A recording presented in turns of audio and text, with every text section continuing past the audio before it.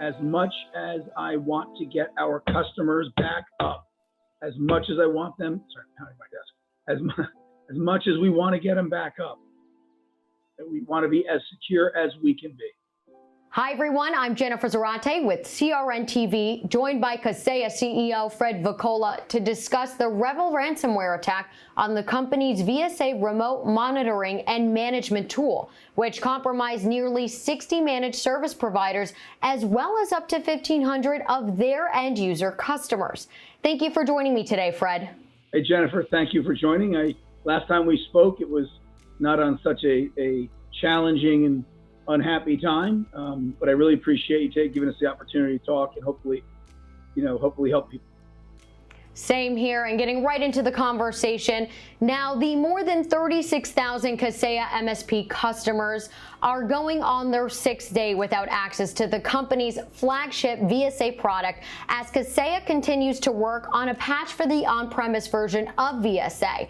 So specific to the company's VSA SaaS, software as a service product, what's the delay in getting it back up and running, given that it wasn't compromised during the attack?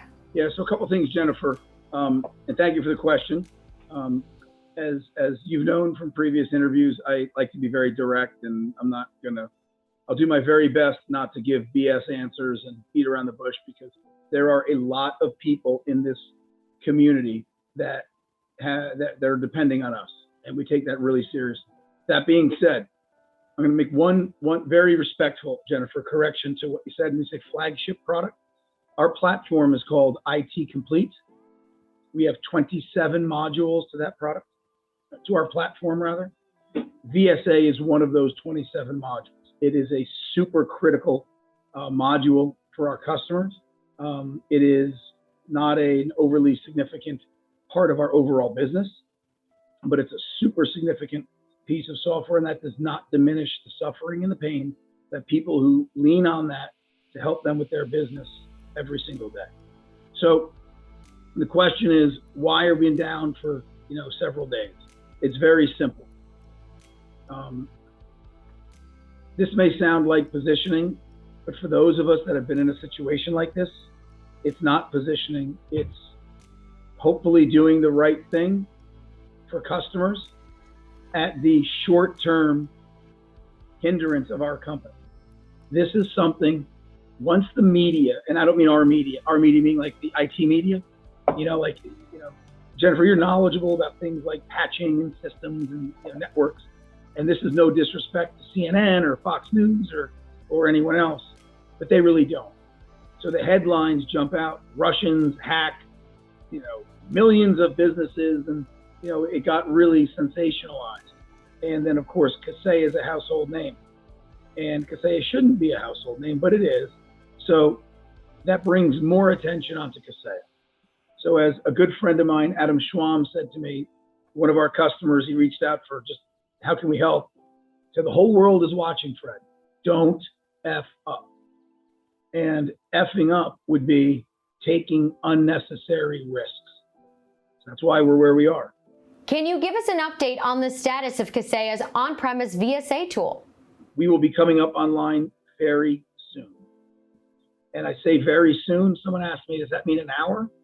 Does that mean 7 weeks? Not 7 weeks, not an hour. The on-prem customers will be coming online with recommended additional security best practices to take. That's happening as we're talking. That's happening right now. The cloud, we have lots of different options there. Our SaaS server, I say the cloud, I mean our SaaS environments, right? Lots of different options there. And we'll be online very soon. But I will say, we will be online very soon only when we feel it's responsible. That doesn't mean something bad won't happen again. I don't believe it will. I wouldn't put it out there. We're doing everything we can, but that's the balance. It's a hard balance. It's a hard balance because if someone says to you, you're perfectly secure, you're not.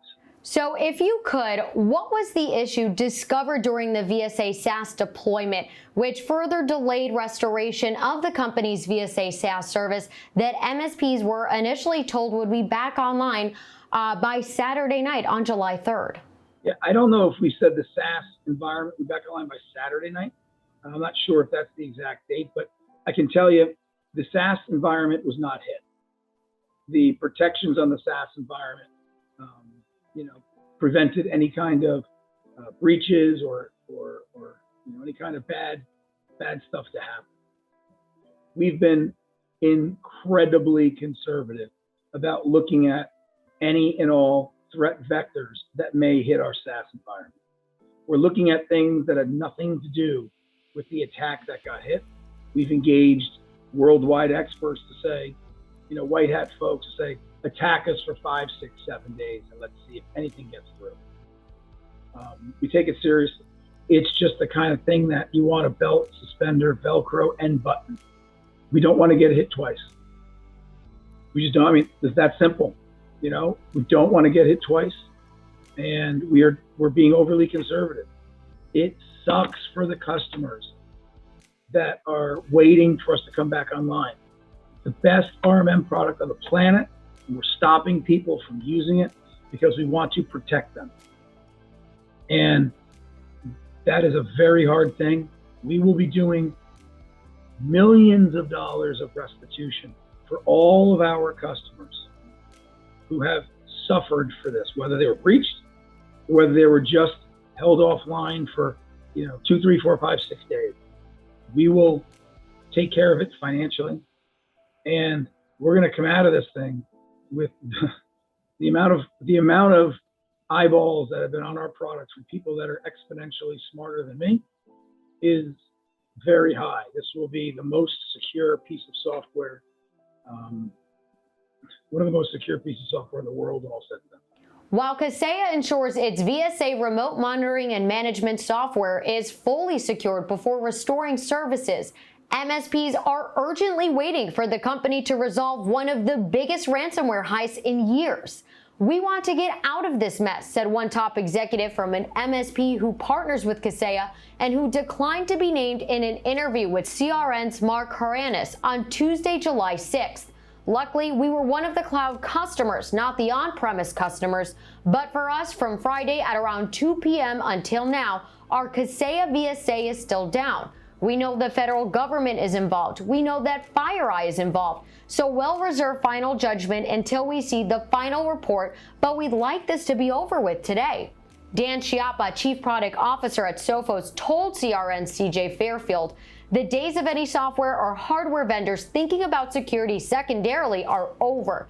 You just can't survive that way. The adversaries will find the weakest link. It's just far too easy for them today, so I think we have to up our game. Derek Gabriel, co-founder and CEO of Ignite Solutions Group, a Honolulu-based MSP, said, the Kaseya compromise wasn't the first and won't be the last. We can't lay this at the feet of the tool vendors.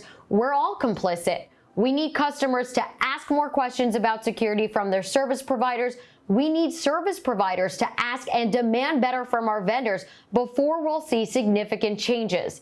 And we all need to wake up to the fact that breaches will happen and become much more prepared.